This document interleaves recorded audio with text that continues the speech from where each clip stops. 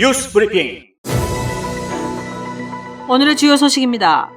트럼프 대통령은 어제 틱톡의 모회사인 바이트댄스와 위챗의 모회사인 텐센트에게 앞으로 45일 이내에 틱톡과 위챗을 미국 기업에 매각하지 않으면 모든 거래를 금지한다는 행정명령에 서명했습니다. 틱톡과 위챗이 중국 공산당의 영향권 아래에 있기 때문에 미국의 국가 안보를 지키기 위한 조치라는 설명입니다. 틱톡은 마이크로소프트가 인수할 계획으로 협상이 오가고 있는 중입니다. 발표가 나오자 어제 텐센트의 주가는 곤두박질 쳤습니다.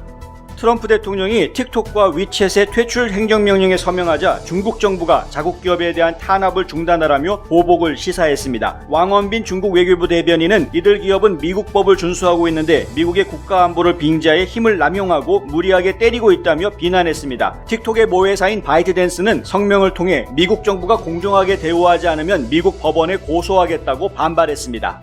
제5차 경기부양 법안을 놓고 연방 상하원 간의 협상이 난항을 겪고 있습니다. 주간 $600의 연방 실업급여를 수용할 의사가 있다던 공화당은 우선 단기간 연장을 제안했는데 민주당은 단기 연장은 안 된다며 내년 1월까지 연장해야 한다는 입장을 고수하면서 공화당 측이 사태의 심각성을 모른다며 날을 세웠습니다. 백악관은 공화당에 양보하는데 민주당은 꿈쩍도 하지 않는다며 대립각을 세웠습니다. 일단 양측이 이번 주말을 협상 데드라인으로 정한 상태여서 과연 어떤 협상 결과가 나올지 주목됩니다. 조지아주 댈러스에 있는 노스폴딩 고등학교에서 등교 첫날 복도가 학생들로 꽉 찬 사진을 트위터에 올렸던 10학년 여고생 한나 워터스 양이 학교로부터 정학을 당했다고 워싱턴 포스트와 CNN 등 주요 언론들이 일제히 보도했습니다. 학교 측은 워터스 양이 수업 시간에 셀폰으로 소셜미디어를 사용하고 학생들을 촬영해 SNS에 글을 올리는 등 3가지 행동 정책을 위반했다고 밝혔는데요. 논란이 커질 전망입니다. 메트로 애틀란타 일대에는 최소 1만 건 이상의 퇴거 소송이 계류 중인데요. 법원 심리가 재개되면서 수천 명이 집에서 쫓겨날 위기에 처해 있다고 AJC가 보도했습니다. 디캡과 귀네 카운티 법원이 이번 주 청문회를 재개했고 풀톤과 캅은 다음 주에 재개합니다. 조지아주는 주 전체에 걸친 퇴거 유예 조치가 없기 때문에 주택 거주 문제를 둘러싼 사회적 문제가 불거질 전망입니다. 동남부 한인 외식업협회가 온라인 청원운동을 전개합니다. 연방정부의 고용보호 프로그램인 PPP가 세금 공제를 받지 못해 세금 폭탄을 맞게 될 것이라는 전문가들의 우려가 나오고 현재 논의 중인 2차 PPP론의 경우 대부분의 식당들이 PPP 자금 지원을 받을 자격이 없을 수 있다는 지적에 따른 것입니다. 김종훈 협회장은 깜짝 세금 부담으로부터 식당을 보호하기 위해 지금 조치를 취해야 한다며 참여를 당부했습니다.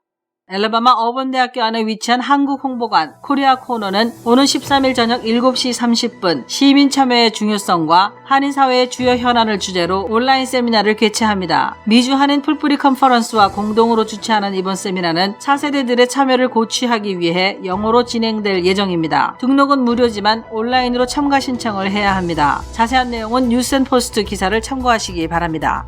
퇴임 후 초상화 화가 겸 작가로 활동하고 있는 조지 W. 부시 전 대통령이 많은 이민자 중 하나, 미국 이민자들의 초상화라는 제목의 책을 내 내년 3월 초 출판할 예정이라고 크라운 출판사가 어제 발표했습니다. 이 책은 부시 전 대통령이 직접 그린 이민자 43명의 초상화와 그가 오랫동안 알아왔던 이민자들의 사색 그림, 그들 각각에 대한 전기 에세이를 담고 있는데요. 이민이 미국에 긍정적인 영향을 준다는 내용이 담길 것으로 기대를 모으고 있습니다.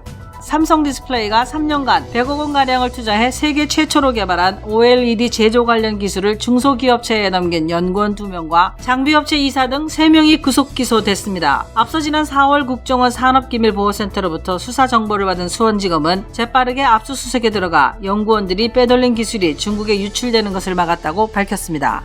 국제 금값이 5일 연속 역대 최고가를 갈아치우는 기록적인 상승 행진을 계속하고 있습니다. 어제 뉴욕 상품 거래소에서 12월 인도분 금은 전날보다 온스당 1% 오른 2,069달러 40센트의 거래를 마쳤습니다. 최근 달러 약세로 금 선호 현상이 강해진 가운데 미국 노동부가 실업수당 청구 건수가 지난주보다 25만 건 감소했다고 발표해 금값 오름세를 뒷받침해줬습니다. 노영민 대통령 비서실장과 산하 수석 비서관 5명 전원이 7일 오전 문재인 대통령에게 집단 사표를 냈습니다. 최근 상황에 대한 종합적인 책임을 지겠다는 뜻이라고 하는데요. 부동산 대책 등에 대한 비판 여론을 의식한 것으로 보입니다. 이번 집단 사의 표명에는 국가안보실 조직과 정책실장 및 산하 수석들은 동참하지 않았습니다.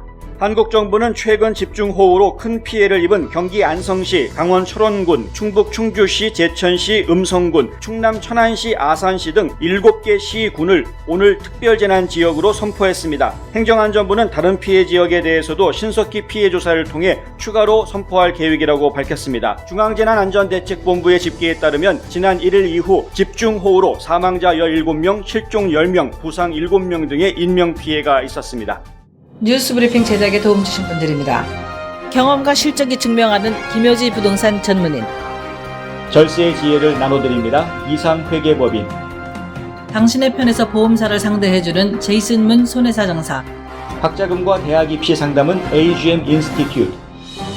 예, 제가 어제 전해드렸었는데요. 노스폴딩 고등학교에서 학생들이 수업 끝나고 그 다음 수업 사이에 중간에 교실을 이동하는 과정에 복도에 학생들이 왕창 몰려 나와가지고 완전 붐비는, 그런데 학생들이 상당수가 마스크를 쓰지 않았다라고 이야기해드렸죠. 이 보도를 전해드렸었는데, 이 사진을 트위터에 올렸던 한나 워터스 양, 학교에서 정학당했습니다. 이게 뭔 일인지 모르겠어요. 네. 당장 학교에서 정학당했다, 이 소식만 이야기하면 학교 제정신이냐? 이 말이 먼저 확 나오는데요. 그런데 학교 측 입장은 이겁니다. 학생이 학교에서 셀폰을 마음대로 사용을 해서는 안 되는데 썼고, 수업 시간 중에 사용을 했고, 그리고 SNS에 사진을 올렸는데 동료 학생들의 사진을 찍어서 올렸고, 이건 초상권 침해 같은 문제가 있는 거죠. 그래서 학교 지침에 다 위반되는 것들이다. 그래서 뭐 정학 조치를 내릴 수 있는 근거가 충분하다. 이게 학교 측 입장입니다. 오토트죠, 오토트. 이름이 참 특이한 분인데, 오토트 교육감, 이 폴딩 카운티 교육청의 교육감님은요, 뭐라고 얘기를 했냐면, 전후 맥락이 없는, 이 전후 관계를 따지지 않은 딱 사진 한 장만 가지고 판단하기 위해서는 곤란하다는 겁니다.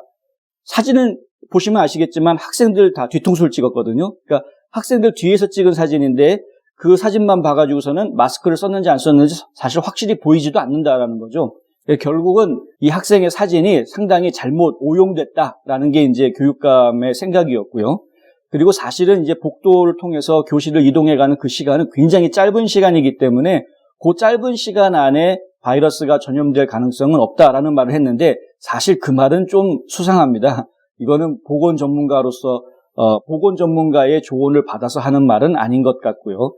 어쨌든 간에 이 상황이 이렇게 됐는데, 이 한나 워터스 양 입장은 또 좀 억울해 보입니다. 뭐냐면은요, 이 고등학생들 학교에서 셀폰 사용하는 게 원천적으로 금지되어 있지 않습니다. 그리고 복도에서 수업 시간 끝나고 수업 시간 시작하기 전 사이에 복도에 이동하는 그 시간은 수업 시간이 아니죠. 셀폰 사용할 수 있는 시간입니다. 그리고 한나 양 얘기에 따르면 그 사진은 수업 시간 중에 올리지 않았고 수업이 끝난 뒤에 방과 후에 사진을 올렸다고 합니다. 그리고요, 초중고등학교 중에서 초등학교, 중학교는 이 학생 사진, 얼굴 사진을 허가 없이 공개할 수 없도록 되어 있는데요.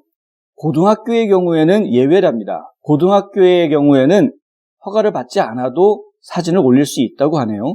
어느 쪽 주장이 맞는 건지는 모르겠습니다만 어쨌든 한나양 입장이 좀 억울해 보이는 거는 사실입니다. 재미있는 거는 이 한나양이 좀 대인배인 것 같아요.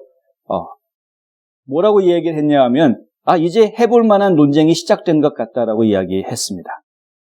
자, 폴딩 카운티만의 문제는 아니죠. 조지아주 전체의 교육청들이 같은 문제를 안고 있는데 학생들에게 마스크 착용을 의무화할 것이냐, 그리고 수업을 온라인 수업과 대면 수업 중에서 어떤 것을 더 학생들에게 권장을 해야 할 것인가 하는 부분들, 또 대면 수업을 하기 위해서 안전조치를 어떻게 준비해야 하고 또 온라인 수업을 위해서는 어떤 부분들이 준비되어야 하는가, 이런 준비에 대한 부분은 사실 교육청들이 많이 부족한 것은 사실입니다.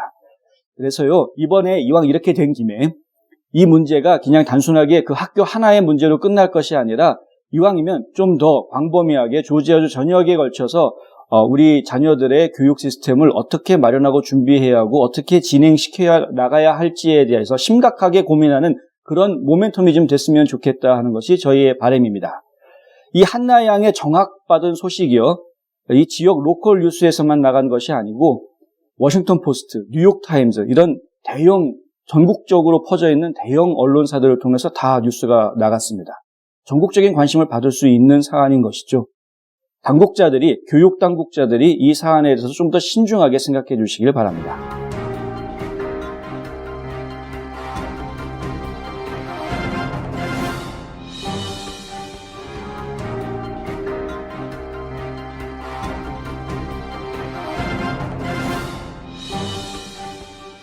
오늘 홍성구의 뉴스 브리핑은 여기까지입니다. 저는 내일도 최선을 다해서 준비해 오겠습니다. 여러분 오늘 하루 복되고 건강한 하루 되시기 바랍니다. 감사합니다.